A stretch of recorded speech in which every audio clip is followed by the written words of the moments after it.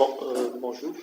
Dans cette vidéo, nous allons voir la simulation du fonctionnement du réseau déjà dessiné et comment trouver ou dimensionner les différents tronçons de ce réseau. Tout d'abord, une fois le réseau dessiné et toutes les données que nous avons présentées déjà sont insérées, on va dans la partie compute. Voilà. Comme pour layout et les modules, on peut la décocher et la faire apparaître par la suite. Donc, dans cette fenêtre, on doit tout d'abord vérifier la faisabilité de notre réseau de point de vue ossature ou forme. Donc, on clique sur Validate. Il cherche s'il y a des erreurs, si le réseau est bien dessiné, les données nécessaires sont insérées. Ok, ça prend d'habitude. Bon, donc il va nous afficher un message No problem were found, donc le réseau est bien dessiné. L'autre étape, avant de réaliser la prochaine étape, on voit qu'il y a ici le réseau initial dessiné sans flèche d'écoulement. Donc, l'autre étape, c'est la simulation Compute. On clique sur Compute.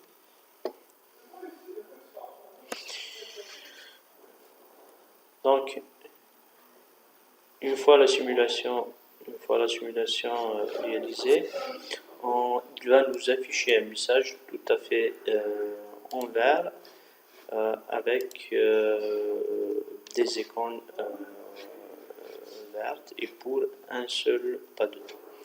Donc, on remarque aussi que des flèches sont attribuées à tous les tronçons de réseau qui montrent le sens d'écoulement à l'intérieur de notre réseau. Maintenant, nous allons visualiser les résultats de simulation avec les données que le logiciel attribue par défaut pour les conduites. Toujours dans le report, comme on l'a déjà fait de la même façon avec laquelle on l'a déjà fait pour les nœuds, les attributs des nœuds. Donc, cette fois-ci, on va présenter les pipes. Report, et on va dans Pipe. On affiche tout ce qui concerne les pipes. Voilà. On a ici les colonnes en jaune qui sont immodifiables, les colonnes en blanche pour lesquelles on peut modifier ce qu'on veut. Donc, on a le ID de la conduite, son label, la longueur, puis du début du nœud jusqu'à ce nœud. Par défaut, le logiciel attribue un diamètre de 152,4 pour toutes les conduites. Le matériau attribué, c'est la fente, avec un coefficient de Hazen et Williams de 130. Il y a une chose des fois qu'il faut vérifier, Has User Defined Length. Des fois, le logiciel affiche ces cases cochées, donc si vous êtes dans ce cas, il faut les décocher parce qu'il vous demande d'insérer une longueur autre que celle déjà dessinée. Donc, on les décoche. Des fois, ça pose problème lors de la validation du simulation. Pour notre cas, on va travailler avec le matériau, le PHT. Donc, on doit changer le coefficient de Hazen-Williams. On clique sur la colonne du coefficient de Hazen-Williams et on clique bouton droit. On va utiliser la fonction Global Edit. Une fois cliqué sur la droite de la souris, cette fenêtre va s'afficher. On va sélectionner Global Edit. Cette fonction va nous permettre d'attribuer une valeur à la fois pour toute la colonne, une valeur fixe, ou d'ajouter une valeur aux valeurs déjà existantes, ou les diviser, les multiplier, ou soustraire une autre entité. Donc, pour notre cas, c'est le PhD. On va considérer un PhD 9 qui a pour coefficient de Hasni-Williams 150. Ok. Tout d'abord, on va, pour aussi un paramètre à surveiller lors des simulations, c'est la vitesse. Donc, pour dimensionner notre réseau, on va prendre pour référence la valeur de 1 mètre par seconde. Les conduites avec une vitesse inférieure à 1 mètre par seconde, on les cache, donc ils sont théories d'affaires comme on dit, et les conduites avec des vitesses supérieures à 1 mètre par seconde, on les laisse et on modifie leur diamètre. Et cela en utilisant la relation de la continuité, le débit égale la vitesse fois la section. Donc, on procède par élimination. Tout d'abord, on clique sur le diamètre, on lui insère la valeur de diamètre minimale. On a ici dans ce tableur Excel, ici les valeurs,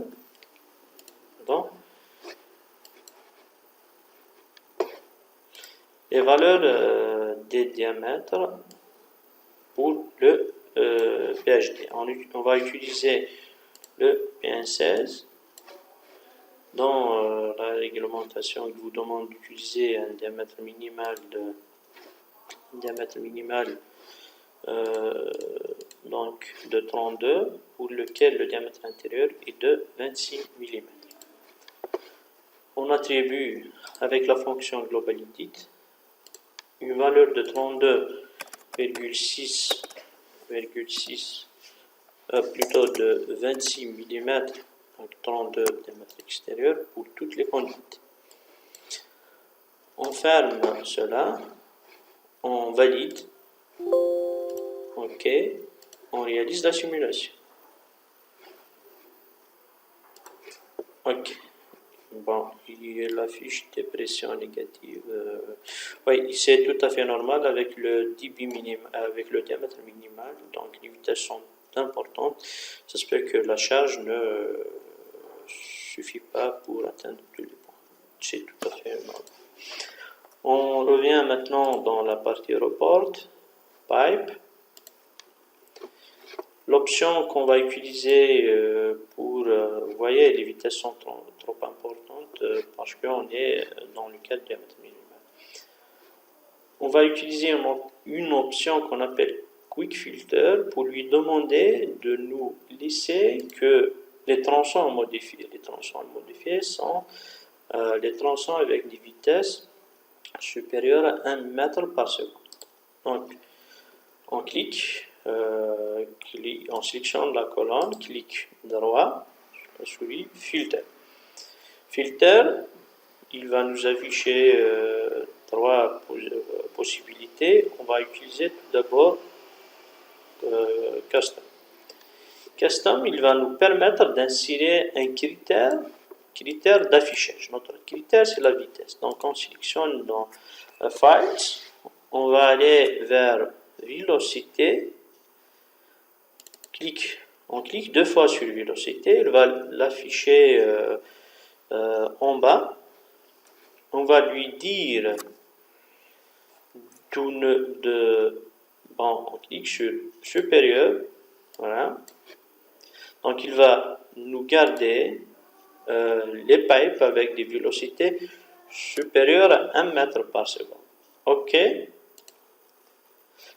Si vous avez remarqué, elle a éliminé toutes les conduites avec des vitesses inférieures à 1 mètre par seconde. Qu'est-ce que nous allons faire? Nous allons changer encore, c'est un travail par itération. Nous allons changer le diamètre pour passer au diamètre qui vient juste après le 32. Donc, globalIdit. Après le 32, on a le 40. PN16 pour lequel le diamètre intérieur est de 32,6. 32,6. OK. On ferme le tableau. On valide. OK. puisse prendre en considération les modifications. Et on va simuler.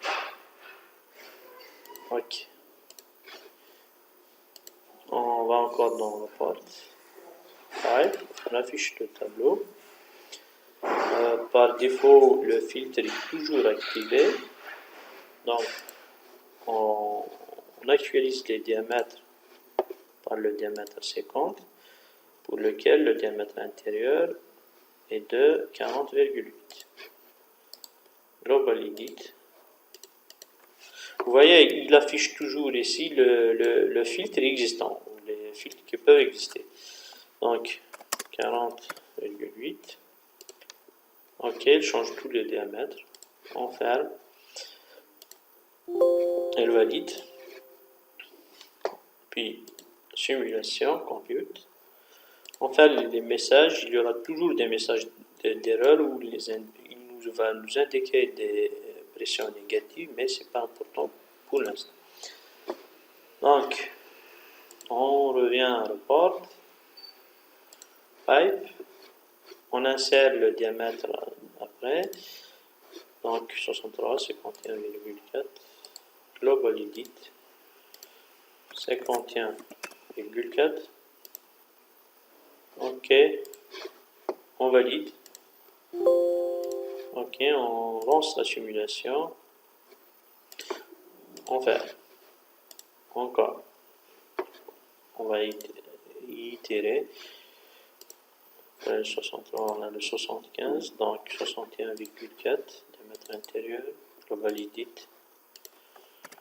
61,4. Idée. Simuler. Ok. Report. Pipe. Une fois que plusieurs itérations où on atteint les diamètres supérieurs, on va voir que les tronçons vont se cacher l'un après l'autre, vont disparaître l'un après l'autre. 73,6, 90, validé.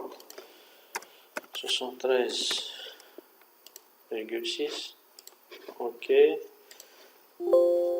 Validate, simuler. Non, pardon. Je l'ai mis au là.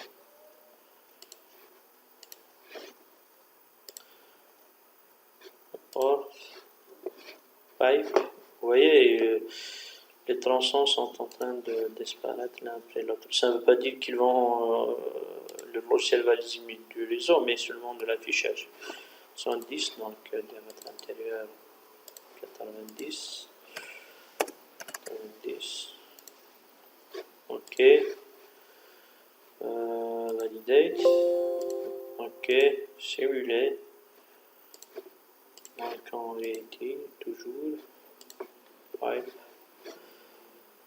Le diamètre supérieur 125 avec un diamètre intérieur de 102,2.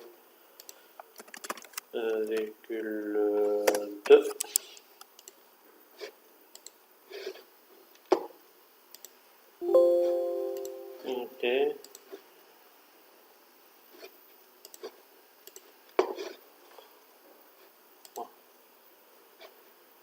Report pipe. Vous voyez, hein, le nombre d'émus 130,8.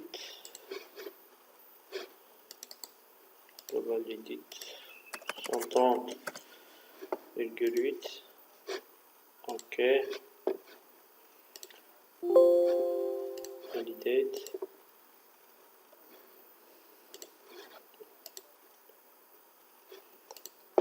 Voilà. Donc le diamètre 200, 163,6. Vous voyez, des fois, certains tronçons réapparaissent avec un diamètre inférieur. Pourquoi?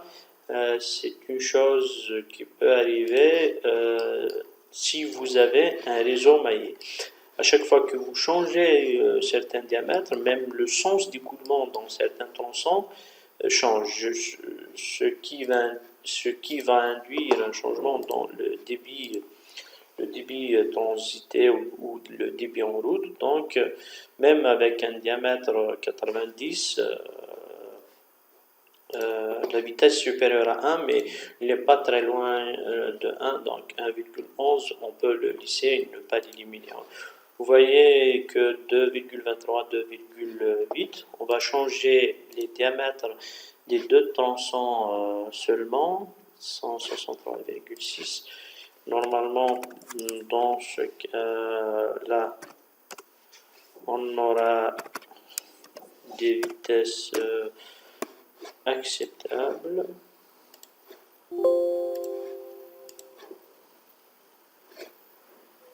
Ok, il n'y a pas de message d'erreur. Donc, si on repart dans Report, on n'a que des diamètres avec des vitesses 1,4, 1,33, 1,11. Nous, on peut aller jusqu'à 1,6, même plus dans certains cas, selon le contexte économique. Donc, qu'est-ce que nous allons faire une fois que les simulations sont terminées? Nous allons dans Report encore, Pipe, nous allons enlever le filtre. On clique sur la droite, Filter, vous voyez que dans la partie Filter, il y a Active entre parenthèses. Nous, on va cliquer sur Reset, donc pour enlever tous les filtres, oui. Voilà, il nous affiche donc tous les éléments du réseau avec les diamètres que nous avons insérés ou optimum, et avec leurs paramètres de fonction. Certains dB, si vous remarquez, ils sont en valeur négative. Cela, c'est parce que lors du dessin, le sens dans lequel on a dessiné ces conduites est inverse au sens de l'écoulement, mais la valeur réelle est toujours positive. Donc, on a obtenu un réseau avec les diamètres volus. Maintenant, il reste le paramètre de... je vérifie. Bon, maintenant, il reste le paramètre de la pression. On va dans Report, Element Typer, Junction. Junction, il va nous afficher tous les résultats ou des nœuds. Vous voyez qu'il nous a affiché une pression en kilopascal. C'est l'unité pour la changer. On clique sur la droite de la souris sur la colonne. On va Units and Formatting. Donc on clique et on choisit l'unité qu'on veut, mètre H2O. OK. On remarque que pour notre cas, toutes les vitesses sont dans l'intervalle souhaité, mais si vous avez, les pressions, si vous avez des pressions inférieures à 1 bar ou en dehors de la pression que vous souhaitez, dans ce cas vient l'apport ou l'analyse personnelle de la personne. Si vous voyez que ce tronçon, par exemple, il est long et qu'il consomme beaucoup de pression, vous allez l'observer ici, pressure loss, head loss en mètres. Et si vous voyez qu'il consomme beaucoup de pression et son augmentation va augmenter la pression dans certains nœuds, donc vous changez le diamètre. Et si vous voyez, vous êtes dans la phase de l'étude de la projection et vous pouvez changer la position de réservoir, vous changez la position de réservoir pour avoir les pressions nécessaires. Et dans le cas où vous avez au contraire des pressions importantes, vous pouvez, ce que nous allons voir dans les autres séances, insérer ce qu'on appelle un PBV ou un réducteur de pression pour réduire la pression.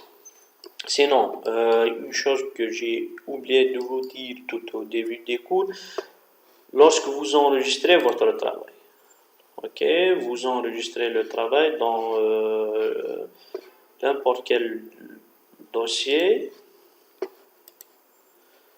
On enregistre dans mon dossier apprentissage. Water James. On l'appelle réseau. Il faut juste faire attention lors du transport de votre fichier parce que à l'enregistrement, le logiciel va créer plusieurs dossiers.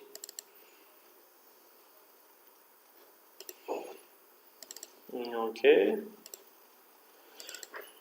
Vous voyez, à l'intérieur, il y a plusieurs modules ou plusieurs dossiers. Donc, si vous perdez l'un de ces dossiers, à l'ouverture, à la prochaine du fichier AutoCAD, vous allez avoir des problèmes, il ne va pas s'ouvrir. Donc, il faut faire attention à ce point-là. Je vous remercie. Dans la prochaine partie, la prochaine vidéo, nous allons voir comment exporter votre réseau vers que ce soit l'AutoCAD ou les planètes si vous en avez besoin. Merci.